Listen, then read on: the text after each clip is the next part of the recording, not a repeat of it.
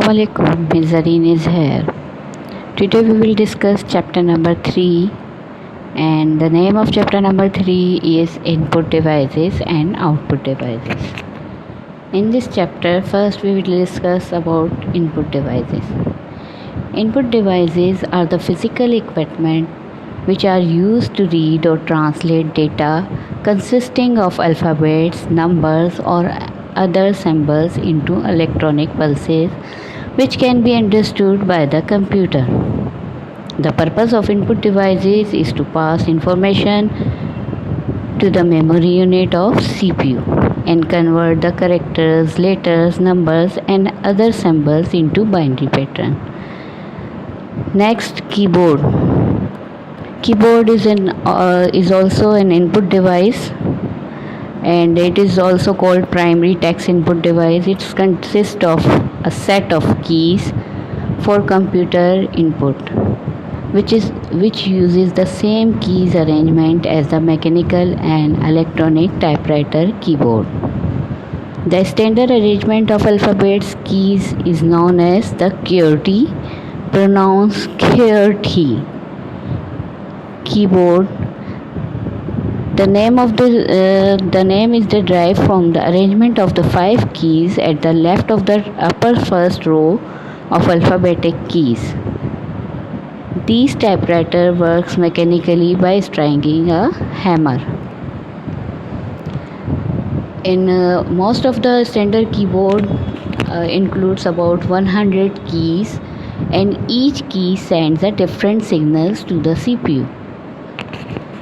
And in keyboard there are different arrangement of keys are there. First we discuss alphanumeric keypad. Alphanumeric keypad is a part of the keyboard that looks like a typewriter. The arrangement of these keys for this part is similar to the pattern of typewriter. Along with these keys, these parts of the keyboard also have the same special keys for a specific function. For example, backspace, caps lock, enter key. These are the special keys. Special keys used for a specific function. After this, we will discuss numeric keypad. Numeric keypad usually placed on the right hand of the keyboard that looks like a simple calculator. It includes number key from 0 to 9 digit for basic operators plus, minus, multiply and divide. And after this we will discuss function keys. These keys are usually arranged on the top of the keyboard in the row with numbers marked on them from 1 to 12, means F1 to F12. These keys are used to input command without typing a long command or to activate different means of dialog boxes. In each function, keys has its own specific task depending on the program you are using. And after that, screen navigation keys.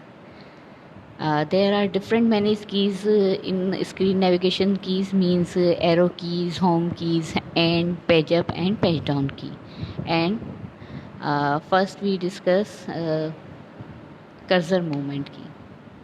In many programs, there is a blinking mark on the screen. You can see on your computer where the keys press, you will display a particular character, digit or special character. This mark is called cursor. Appears in different shapes in various programs. And the most keyboard include the following cursor movement keys are arrow keys. First, arrow keys.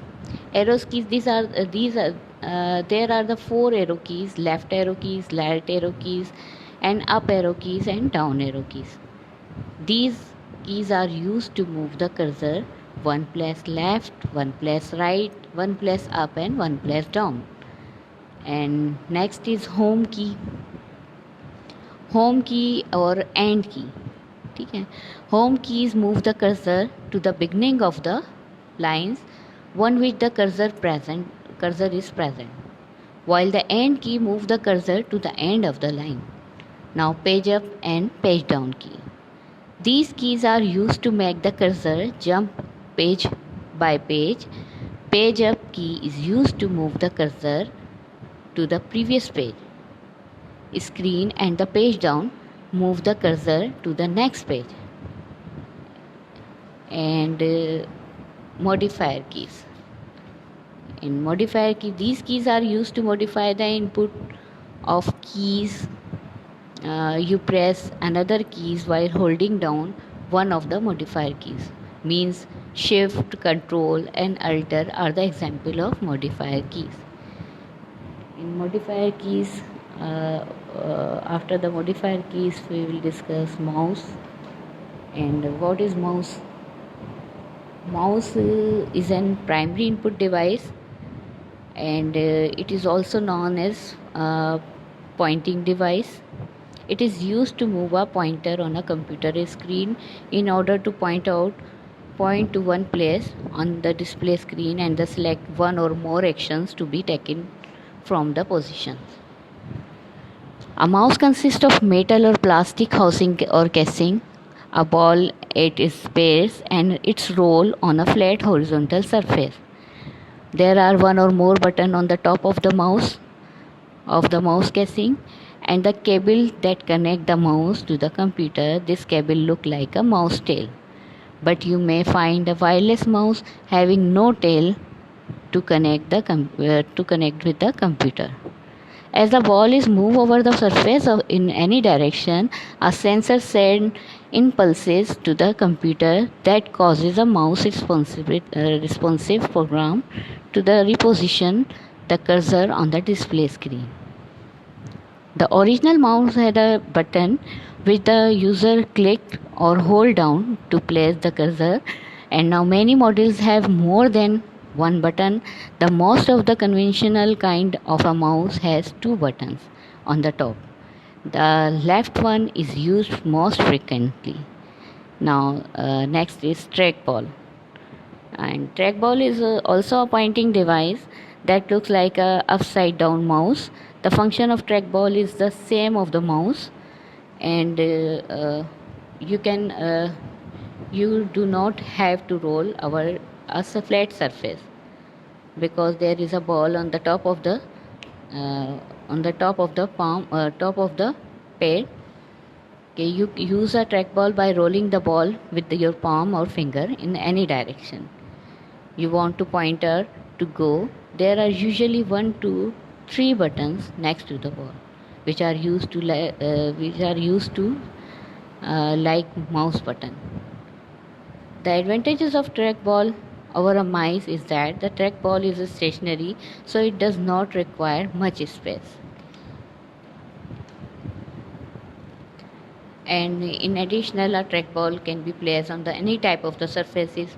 For both these reasons, the trackball are popular among heavy computer users.